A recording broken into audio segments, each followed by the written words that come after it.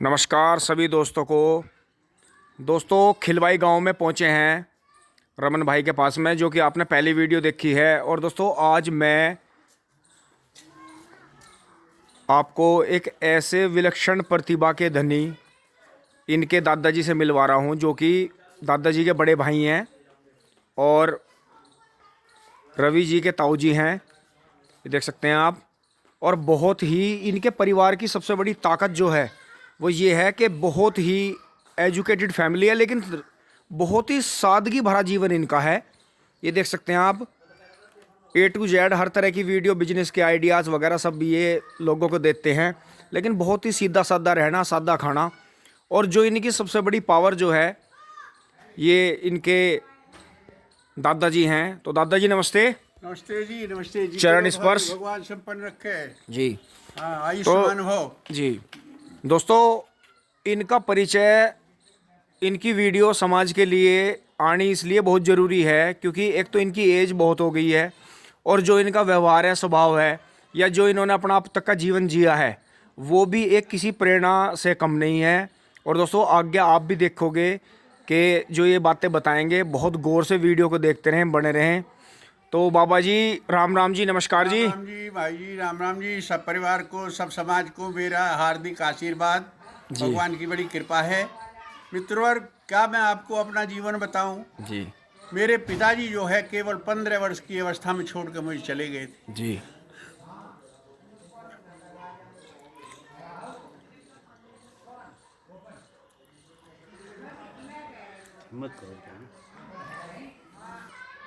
दोस्तों देख सकते हैं आज भी ये अपने पिताजी को लेकर कितने भावुक हैं। बहुत ही हिम्मत वाले और बहुत ही एक तरह से आयरन मैन कह सकते हैं इन्हें। लेकिन फिर भी जब अपने पिताजी का जिक्र आता है, देखो किस तरह से भावुक हो गए। दोस्तों ये एक सच्चे और एक अच्छे इंसान की पहचान है। और तो बाबा जी आपकी एज कितनी हो गई है अभी? मेरी बस 86 शुरू हो गई है। 86। 26 वर्ष मुझे पेंशन रिटायर हो गए। जी। गवर्नमेंट जॉब में था, सिंचाई विभाग में जी। और मेरे ये छोटे दो भाई और दो बहन छोटी थी मुझसे जी। ये सब जो है उस अब ईश्वर की कृपा, जहाँ आप बैठे हुए देख रहे हैं जी। यहाँ कुछ भी नहीं, एक केवल कोठा और एक छप्पर में हमें स्थान मिला था जी। जिस वक्त हमारा जीवन शुरू हुआ। जी। लेकिन जाने कौन शक्ति हमारे पास आई, जी। उसने हमारा हाथ पकड़ा। हाथ पकड़ने के बाद में केवल मैं ही क्या कहा जाए, दादी माँ विधवा, मदर विधवा, जी। बूढ़े पड़बाबा जो साथ थे उनका संरक्षण, वो जी। भी असहाय थे। जी। लेकिन भगवान की पता नहीं कहाँ से कोई शक्ति आई। जी। मैं भी अपने जीवन में नंसाल में पढ़ने के बाद में आगे बढ़ा। वहाँ से भगवान की कृपा ऐसी हुई, फूफा जी का सहयोग मिला, उन्होंने मुझे नौकरी लगवा दी। उधर छोटे भाई दोनों, मुरारी भाई जो था उसने खेती का रिकॉर्ड तोड़ दिया, इतना परिश्रम किया जी। कि पूरे परिवार को लेकर। छोटा भाई तीसरा था मघानंद, उसने बड़ा सहयोग करा। हम तीनों भाइयों ने बड़ा आपस में सहयोग करके खूब कमाई करी। आज आप यहाँ देख रहे हो इस आबादी में, जहाँ एक कोठा और एक छप्पर था, आज यहाँ के 12 बीघे जमीन पक्की, जी। 12 बीघे जमीन पक्की आबादी में है। जी। जी। तो मैं नहीं कह सकता कहाँ से ये चमत्कार प्रभु ने दिया। जी। अब इस वक्त जो है सब पूरा संपन्न परिवार है। मैं ही एक ऐसा व्यक्ति आपके सामने बैठा हूँ जो एक कहीं मिसाल कम मिलेगी, जो अपनी 7वीं पीढ़ी को मौजूद में देख रहा है। जी, ये हार्दिक शुभकामनाएं आपको। ये ईश्वर की कृपा है, सब लोगों का प्यार है कि मैं जो है 7वीं पीढ़ी को देख के, मेरा पड़पोता भी जो है 4 साल का हो गया है। जी। जी। हाँ, इससे बड़ा और क्या मुझे मिल सकता है। गवर्नमेंट मुझे पेंशन दे रही है, बच्चे मेरे संपन्न हैं, भाई भतीजों का सब परिवार खूब संपन्न चल रहा है। जी। और ये रवि जॉन फार्मेसी चल रहा है, इसने तो और भी अंतर्राष्ट्रीय स्तर पे हमारी पहचान बना दी। तो इससे ज़्यादा मुझे और खुशी क्या हो सकती है। जी। जी दोस्तों, मैं बताना चाहूँगा बाबा जी त्यागी फैमिली से बिलोंग करते हैं और बहुत ही एक तरह से ये मान सकते हैं कि बहुत ही भावुक और बहुत ही हिम्मत वाले। दोस्तों इनके एक खूबी और है इनकी, जो एक मतलब ये कह सकते हैं कि राष्ट्रीय कवि भी हैं। तो बाबा जी कोई ऐसी कविता जो आपको बहुत अच्छी लगती हो?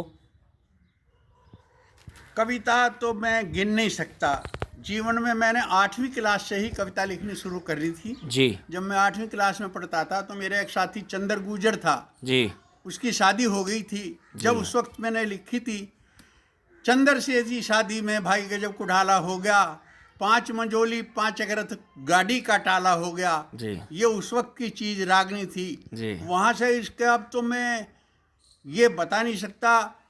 काका हाथरसी के साथ, हरिओम पवार जी के साथ, कितने की गिनाऊं जो अंतर्राष्ट्रीय कवि हैं उनके साथ। मुझे नीरज जी जो हमारे भारत के विश्व स्तर के कवि थे अलीगढ़ के, जी उनके मंच के साथ मैंने 2 बार कविता प्रचार करा। जी और यूपी में कोई जगह स्थान ऐसा नहीं है जहां भैया जी की मुझे जो है, हमारे संघ ने जो है कवि भैया जी की उपाधि मुझे दी थी। जी जी तो यूपी का कोई क्षेत्र ऐसा नहीं है जो भैया जी को ना पहचान पाए। और कविता में किसकी मतलब कोई क्षेत्र ऐसा बचा नहीं है जिसमें जो है मैंने कविता ना लिखी हो।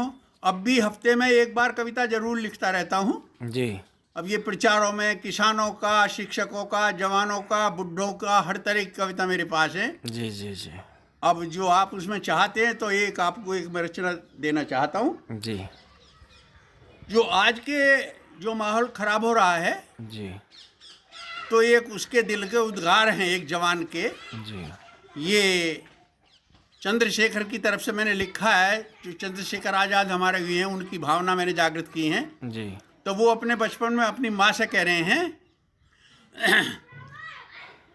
मात सीमा पे जाऊंगा, कर दे सब श्रृंगार, मात सीमा पे जाऊंगा, देश हित प्राण गवाऊंगा, कर दे सब श्रृंगार, मात सीमा पे जाऊंगा, देश हित प्राण गवाऊंगा, जिस मिट्टी में जन्म लिया माँ उसका रंग मिटाऊंगा, शाम सवेरे चरणों में जा उसको शीश झुकाऊंगा, पाल पोस के बड़ा किया माँ उसको प्राण झुकाऊंगा, पाल पोस के बड़ा किया माँ उसको नहीं भुलाऊंगा, दूध दही घी मेवा कर दी उसका भोग लगाऊंगा, होकर के तैयार फौज में लड़ने वहाँ पर जाऊंगा, बड़े गर्व से भारत माँ का झंडा जहाँ फहराऊंगा, बड़े गर्व से भारत माँ का झंडा जहाँ फहराऊंगा, हाँ दूध तेरा नहीं लजाऊंगा, हाँ दूध तेरा नहीं लजाऊंगा, कर दे सब श्रृंगार, मात सी माँ पे जाऊंगा, देश हित प्राण गवाऊंगा।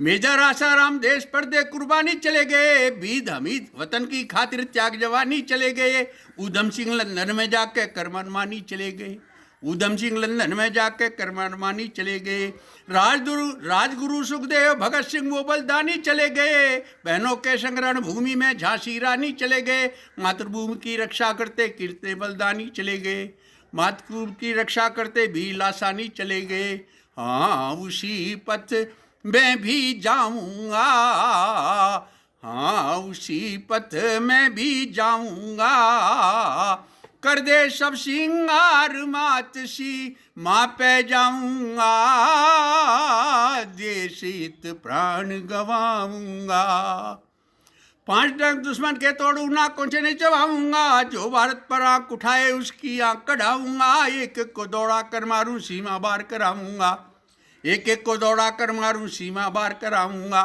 भारत की चारों सीमा की रक्षा करता पाऊंगा, भारत की चारों सीमा की रक्षा करता पाऊंगा, जो भारत पर आंख उठाए उसकी आंख कढ़ाऊंगा, नई मिसाइल के हमले से उनको धूल चटाऊंगा, नई मिसाइल के हमले से उनको धूल चटाऊंगा, कदम पीछे ना उठाऊंगा, कर दे सब श्रृंगार, मात सी माँ पे जाऊंगा, देश हित प्राण गवाऊंगा। अंतिम सार देखिए, जल सेना और थल सेना का मुझको ज्ञान करा दे माँ, वायु सेना की भर्ती का थोड़ा सबक सिखा दे माँ, अंतरिक्ष में उड़ने का भी प्रशिक्षण दिलवा दे माँ, अंतरिक्ष में उड़ने का भी प्रशिक्षण दिलवा दे माँ, जनरल कर्नल का पदवा हुआ आशीर्वाद दिला दे माँ, खिलवाई में सेना के एक भतरी के भर्ती केंद्र खुला दे माँ। भैया जी जो जवान घूमते भर्ती से वह करा दे माँ, भैया जी जो बान घूमते भर्ती से वह करा दे माँ। हाँ अमर जीवन कर जाऊंगा, कर दे सब सिंगार मात सी माँ पे जाऊंगा, दूध तेरा नहीं ल जाऊंगा। भारत माता की जय, भारत माता की जय, वंदे मातरम, वंदे मातरम। दोस्तों बाँछें खिल गई हैं हमारी, और जो नए अपना फौजी भाई हैं जो तैयारी कर रहे हैं, वो बाबा जी की बात को ध्यान में रखते हुए पूरी ईमानदारी से अपने देश की सेवा करें। उनके लिए हार्दिक शुभकामनाएं हैं। और दोबारा से बाबा जी एक बार आपका इंट्रोडक्शन, आपका नाम। मुझे वेद गांव में तो बेदी भैया जी कह देते हैं जी।